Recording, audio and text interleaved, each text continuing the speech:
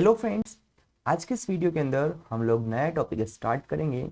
और दोस्तों, जो टॉपिक है हमारा, टॉपिक कौन सा है वो मैं आपको बता देता हूं। तो आज के इस टॉपिक के अंदर हम लोग पॉलीमर स्टार्ट करेंगे कि आखिर में पॉलीमर क्या होता है। ठीक है, पॉलीमर्स कितने टाइप्स के होते हैं, पॉलीमर्स की क्या प्रॉपर्टीज होती है, क्या इसके एप्लीकेशंस होते हैं।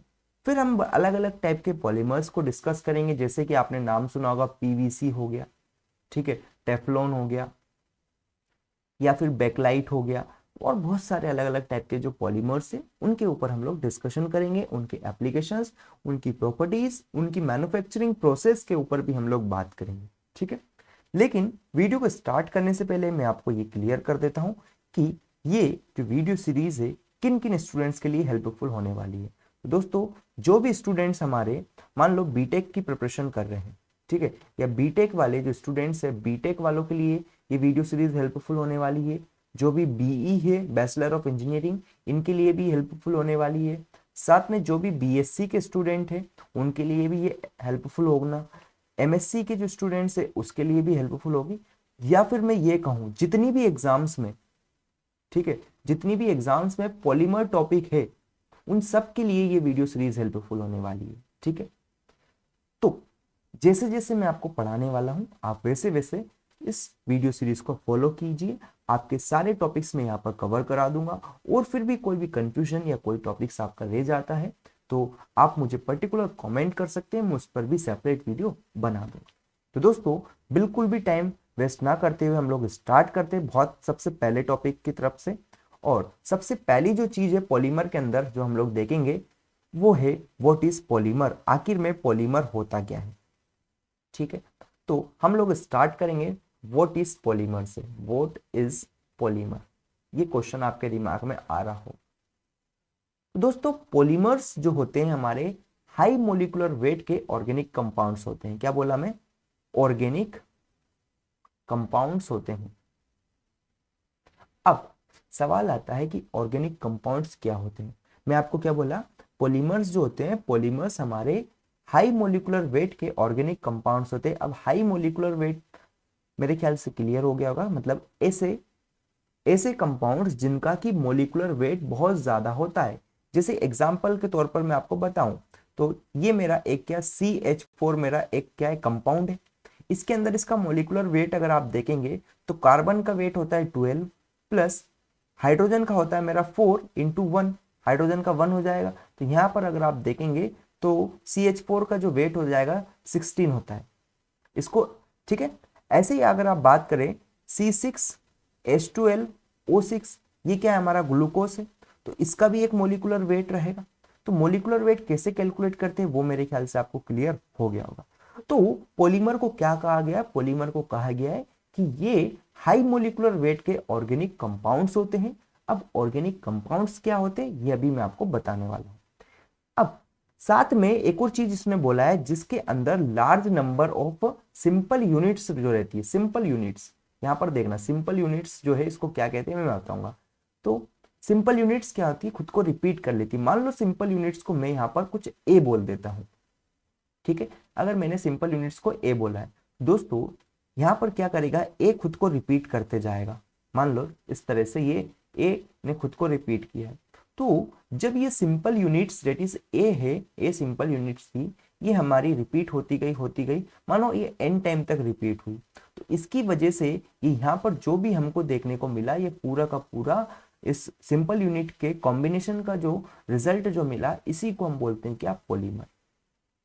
अब आपको ध्यान रखना है कि जो सिंपल यूनिट से हमारी एक किसी भी फिक्स्ड पैटर्न के अंदर रिपीट करती है। फिक्स्ड पैटर्न आपका लीनियर हो सकता है, ब्रांच्ड हो सकता है, या फिर साइक्लिक हो सकता है। ये डिपेंड करेगा किस टाइप का पैटर्न है, वो हम आगे देखेंगे। ठीक है, तो अभी मैंने आपको क्या बोला बिल्कुल डेफिनेशन के अंदर कि जो पॉलीमर होते हैं ये हमारे हाई मोलिकुलर वेट के ऑर्गेनिक कंपाउंड्स होते हैं जिसके अंदर सिंपल जो यूनिट होती है वो रिपीट करती है। ठीक है, अब रिपीट कैसे करेगी, एक फिक्स्ड पैटर्न होता है, वो पैटर्न कैसा भी हो सकता है, लीनियर हो सकता है या ब्रांच हो सकता है।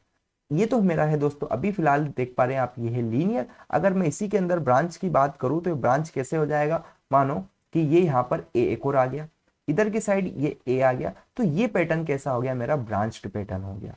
ठीक है, तो क्लियर हुआ पॉलीमर की डेफिनेशन क्या होती है। तो ये आपके सामने में पॉलीमर की डेफिनेशन लिख दिया हूं क्या होती है। अब हम यहाँ पर एक चीज जो आ रही थी वो है ऑर्गेनिक कंपाउंड्स। तो ऑर्गेनिक कंपाउंड्स की बात अगर मैं आपके सामने करूं क्या होता है दोस्तों, ऑर्गेनिक कंपाउंड्स को मैं सिंपल सी लैंग्वेज में बताऊं तो ऑर्गेनिक कंपाउंड्स हमारे वह कंपाउंड्स होता है जिसके अंदर जो कार्बन एटम है, ये कार्बन एटम जो है मेरा कोवेलेंटली बॉन्डेड होता है। मतलब कार्बन जो है क्या बना रहा है, कोवेलेंट बॉन्ड बना रहा है किसके साथ, कार्बन अगर कोवेलेंट बॉन्ड बना रहा है मेरे हाइड्रोजन के साथ या फिर ऑक्सीजन के साथ या फिर नाइट्रोजन के साथ। जैसे कि एग्जाम्पल के तौर पर मैं अगर आपको बताऊं ऑर्गेनिक कंपाउंड के, तो मानो आपका CH4 हो गया, ठीक है, या फिर CO2 हो गया, या फिर और भी कोई कंपाउंड्स हो गए। तो ये जो कंपाउंड्स है CH4 हो गया, CO2 हो गया, ये सारे मेरे क्या है दोस्तों, ऑर्गेनिक कंपाउंड्स है। मेरे ख्याल से क्लियर हुआ होगा। अगर आप देखेंगे CH4 के अंदर ये सारे, यहाँ पर अगर आप देखेंगे तो C और जो H बॉन्ड है, ये बॉन्ड मेरा क्या है, कोवेलेंट बॉन्ड है। ठीक है, कोवेलेंट बॉन्ड है। तो आपको ध्यान ये रखना है कि ऐसे सारे कंपाउंड्स जिसके अंदर कार्बन जो है हमारा वो हाइड्रोजन हो गया या फिर ऑक्सीजन हो गया या फिर नाइट्रोजन हो गया, अगर इनके साथ कोवेलेंटली बॉन्डेड है तो वहां से जो कंपाउंड हमको देखने को मिलेगा उस कंपाउंड को हम ऑर्गेनिक कंपाउंड कह देंगे। ठीक है, बिल्कुल सी बेसिक सी बात है जो कि मैंने आपको एक्सप्लेन की है। अब इसी के अंदर हम आगे डिस्कशन करते हैं। तो यहां पर मैं डेफिनेशन लिख कर लाया हूं जो कि मैं आपको एक्सप्लेन कर देता हूं। उस डेफिनेशन के अंदर आपको क्या देखने को मिलेगा, यहां पर देखना, ऑर्गेनिक कंपाउंड्स क्या होते हैं दोस्तों, ऐसे केमिकल कंपाउंड्स जिसके अंदर एक या फिर एक से ज्यादा एटम्स रहते हैं किसके, कार्बन के। वो क्या करते हैं, कोवेलेंटली लिंक्ड होते हैं atoms of other elements, most commonly hydrogen, oxygen और नाइट्रोजन। समझ पाए मैंने क्या बोला था, मैंने जस्ट अभी आपको एक्सप्लेन किया था कि ऑर्गेनिक कंपाउंड्स हमारे ऐसे केमिकल कंपाउंड्स होते हैं जिसके अंदर या तो हमारा एक हाइड्रोजन या फिर एक कार्बन या फिर एक से ज्यादा कार्बन, मान लो 2 कार्बन हो गए, ठीक है, या 3 कार्बन भी हो सकते हैं या बहुत सारे अलग अलग ज्यादा कार्बन भी हो सकते हैं। अब ये एक कार्बन है या फिर ये 2 कार्बन से ये हमारे जो हाइड्रोजन है, ऑक्सीजन है या फिर नाइट्रोजन है, इनसे अगर कोवेलेंटली लिंक्ड होते हैं तो वहां से जो स्ट्रक्चर हमको देखने को मिलेगा या फिर जो कंपाउंड हमको देखने को मिलेगा उस कंपाउंड को नाम दे देते हैं हम लोग क्या, ऑर्गेनिक कंपाउंड। एग्जाम्पल के तौर पर मैं आपको यहाँ पर कुछ एग्जाम्पल्स अगर बताना चाहूं तो वो मैं आपको कुछ एग्जाम्पल्स जैसे हैं कि आप देख सकते हैं, यहाँ पर मैं भी आपको बताया था हमारा CH4 हो गया, ठीक है, फिर अगर बात करें आप C6H12O6 हो गया। तो ये सारे क्या है, मेरे ऑर्गेनिक कंपाउंड्स है। और भी अगर आपको ऑर्गेनिक कंपाउंड्स के बारे में डिटेल में जानना है तो वो आप डिस्क्रिप्शन में लिंक दी गई है वेबसाइट की, उस पर विजिट करें। अभी यहाँ पर ज्यादा जो चीजें हैं उनको मैं एलोबरेट नहीं कर रहा हूँ, अदरवाइज बहुत ज्यादा टाइम कंज्यूमिंग ये हो जाएगी। ठीक है, जितनी जरूरत हमको यहाँ पर है उतनी जरूरत हम लोग देख रहे हैं, उतनी बातें हम लोग कर लेंगे। ठीक है, तो यहां तक चीजें मेरे ख्याल से क्लियर हो गई होगी। आगे अगर इसी के अंदर हम लोग बात करते हैं दोस्तों, तो यहां पर अगर आप देख पाएंगे, यहां पर आप क्या देख पाएंगे, मैंने एक चीज बोली थी कि सिंपल यूनिट्स क्या करती है, रिपीट करती है। अब दोस्तों ये सिंपल यूनिट्स जो कि रिपीट करती है और एक पॉलीमर वहां से बनाती है, इन सिंपल यूनिट को ही हम लोग क्या बोलते हैं, इन सिंपल यूनिट्स को हम लोग मोनोमर्स बोल देते हैं। क्या क्लियर हुआ ये बात, कि जो सिंपल यूनिट्स अपने आप को रिपीटेट करती है या रिपीट करके एक कंपाउंड का फॉर्मेशन करती है, उस कंपाउंड को तो हम लोग बोलते हैं क्या, पॉलीमर। लेकिन जिसकी मदद से जो स्मॉल या सिंपल यूनिट जो बार बार रिपीट हो रही है और पॉलीमर का फॉर्मेशन करती है, उस यूनिट को हम लोग कह देते हैं मोनोमर्स। आई होप ये चीजें आपको बिल्कुल क्रिस्टल क्लियर हो गई होगी। तो यहाँ पर मैं मोनोमर की डेफिनेशन भी लिख कर लाया हूँ, मतलब बताना चाह रहा हूँ क्या होती है, जो सिंपल यूनिट्स होती है उसको हम लोग क्या बोलते हैं, मोनोमर्स बोल देते हैं। क्लियर हुई ये चीज। अब इसी के अंदर हम लोग आगे कुछ और बातें करने वाले हैं। तो अब स्टार्ट करते हैं कि मोनोमर मैंने आपको बताया था सबसे पहले कि मोनोमर क्या होता है। मोनोमर हमारा क्या बोला मैं, मोनोमर एक सिंपल यूनिट्स होती है, सिंपल यूनिट जो कि रिपीट करती है, सिंपल यूनिट रिपीटेड, या बोले रिपीटेड यूनिट। अब ये जो रिपीटेड यूनिट है जो कि बार बार रिपीट करती थी और हमारा एक पॉलीमर का फॉर्मेशन करती थी, तो उसको हम लोग बोल देते हैं मोनोमर। अब ध्यान दीजिएगा, एक सवाल आता है कि किसी भी मोनोमर को हम लोग कब ट्रू मोनोमर कहेंगे। मतलब कि any compound to be recognized as true monomer if it should possess at least two functionality. किसी भी मोनोमर को हम लोग एक ट्रू मोनोमर केवल और केवल तब कह सकते हैं जब उसके पास कम से कम 2 फंक्शनैलिटीज होती है। ठीक है, अब फिर से सवाल आता है कि आखिर में फंक्शनैलिटी क्या होती है। तो फंक्शनैलिटी क्या होती है ये मैं आपको बताता हूं। ठीक है, लेकिन फिलहाल आपको क्या ध्यान रखना है, वो ध्यान ये रखना है कि किसी भी मोनोमर को हम ट्रू मोनोमर तब कह पाएंगे जब उसके पास 2 फंक्शनैलिटीज होती है या फिर उससे ज्यादा फंक्शनैलिटीज होती है। ठीक है, अब मैं आपको बताता हूं फंक्शनैलिटी का क्या मतलब है। दोस्तों, in polymer chemistry it means number of site present for bonding in a molecule. क्या बोले, फंक्शनैलिटी की अगर बात करें तो बहुत ही सिंपल लैंग्वेज में जो पॉलीमर केमिस्ट्री हम लोग पढ़ रहे हैं, पॉलीमर केमिस्ट्री के अंदर अगर हम लोग बात करेंगे तो पॉलीमर केमिस्ट्री के अंदर जो फंक्शनैलिटी होती है ये क्या होती है। फंक्शनैलिटी को हम लोग कैसे डिफाइन कर सकते हैं, फंक्शनैलिटी को हम लोग डिफाइन कर सकते हैं कि नंबर ऑफ साइट्स, क्या बोला, number of sites present for bonding, site present for bonding. मतलब कि किसी भी मॉलिक्यूल के अंदर कितनी पॉसिबल साइट्स है जहां पर बॉन्डिंग हो सकती है। मतलब बोल सके हम कि किसी भी मॉलिक्यूल्स के अंदर कितनी पॉसिबल साइट्स है जहां से बॉन्डिंग पॉसिबल है। मान लो एक रैंडम एग्जांपल ले लेता हूं मैं कि ये कोई मेरा बी करके कोई हमारा कोई सा भी मॉलिक्यूल है। इस बी मॉलिक्यूल्स के पास कितनी साइट्स अवेलेबल है, मतलब 1 2 3। मान लो ये बी जस्ट कोई भी आर्बिट्री कंपाउंड से एक, ठीक है, तो एक साइट्स यहां पर बोल सकता हूं, एक यहां से ये बॉन्ड बना सकता है, एक ये यहां से बॉन्ड बना सकता है, 2 हो गया, और एक यहां से बॉन्ड बना सकता है, 3 साइट्स हो गए। तो मतलब ये अगर मेरा मोनोमर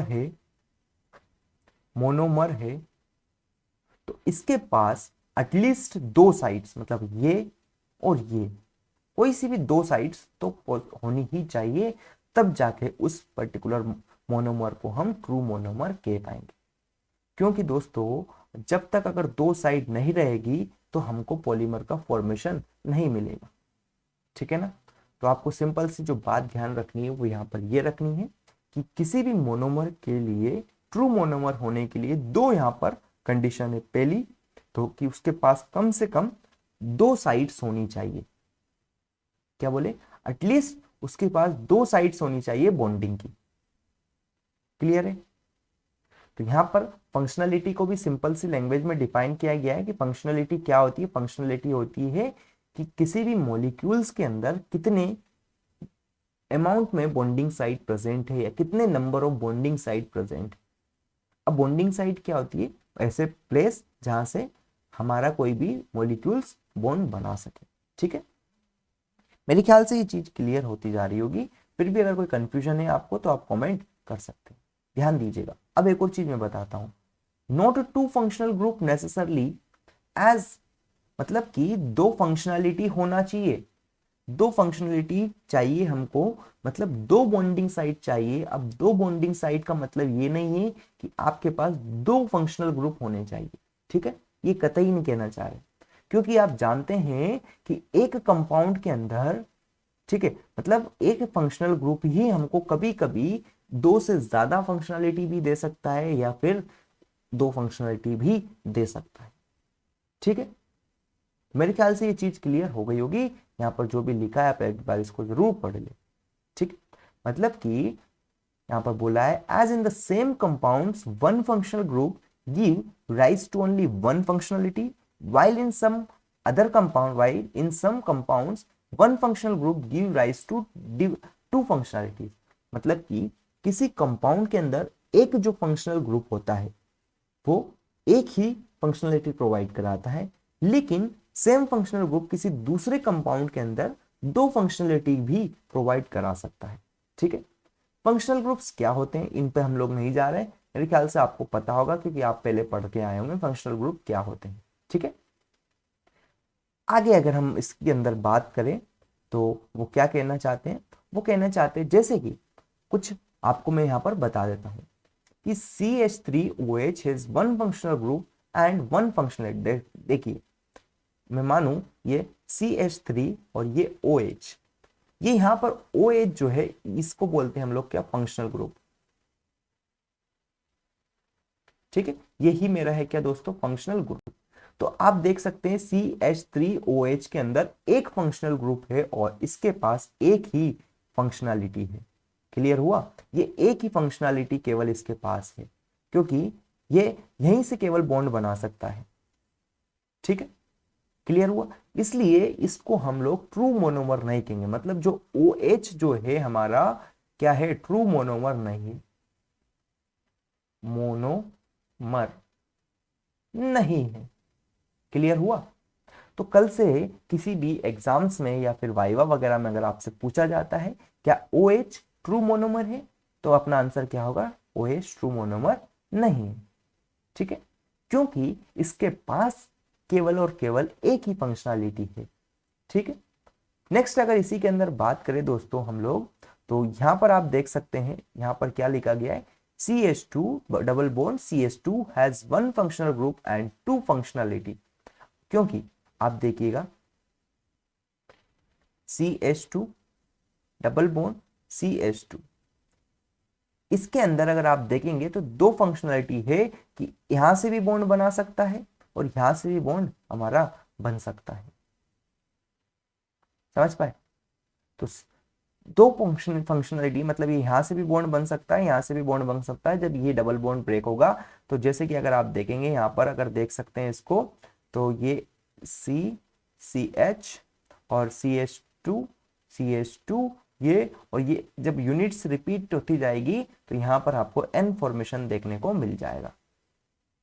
ठीक, कोई दिक्कत। नेक्स्ट अगर इसी में अगर हम आगे की बात अगर करें तो यहां से आप देख सकते हैं ये एक और आपके सामने लिखा गया है क्या कि CH2OH has two functional group and two functionality. इसके अंदर दो फंक्शनल ग्रुप है और दो ही फंक्शनैलिटी है, तो इसलिए ये भी हमारा क्या हो गया दोस्तों, ट्रू मोनोमर हो गया। ठीक है, therefore it is clear that what is actually required for polymerization is the presence of least two functionality, not two functional group in the monomer। Clear हुआ, सिंपल सा कहा गया है। इन सब को देखते हुए मैं ये कंक्लूड कर सकता हूं कि पॉलीमराइजेशन के लिए जो मुझे चाहिए वो चाहिए टू फंक्शनैलिटी, कम से कम दो फंक्शनैलिटी चाहिए rather than two functional group. ठीक है, तो अब बात आती है पॉलीमराइजेशन क्या होता है, तो इसको हम लोग डिटेल में डिस्कस करेंगे, लेकिन फिलहाल अभी हमको वहां पर नहीं जाना है। अभी हम लोग फिलहाल ये चीज डिस्कस कर रहे थे, यहां तक ये हो जानी चाहिए।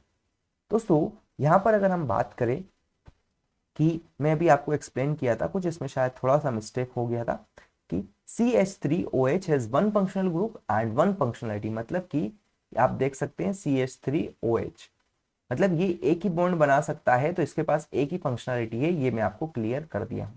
ठीक है, कोई भी कंफ्यूजन कोई भी डाउट अगर रह गया तो आप कमेंट करें, और नेक्स्ट वीडियो के अंदर हम लोग क्लासिफिकेशन ऑफ पॉलीमर्स को डिस्कस करेंगे, तो आप उस वीडियो को भी जरूर देखें। एंड ज़्यादा डिटेल में जानने के लिए डिस्क्रिप्शन में आपको वेबसाइट की लिंक दी गई है, या फिर आपके सामने ही स्क्रीन पर वेबसाइट की लिंक दी गई है, इस पर आप जरूर विजिट करें। Thank you for watching this video, next video जरूर देखें।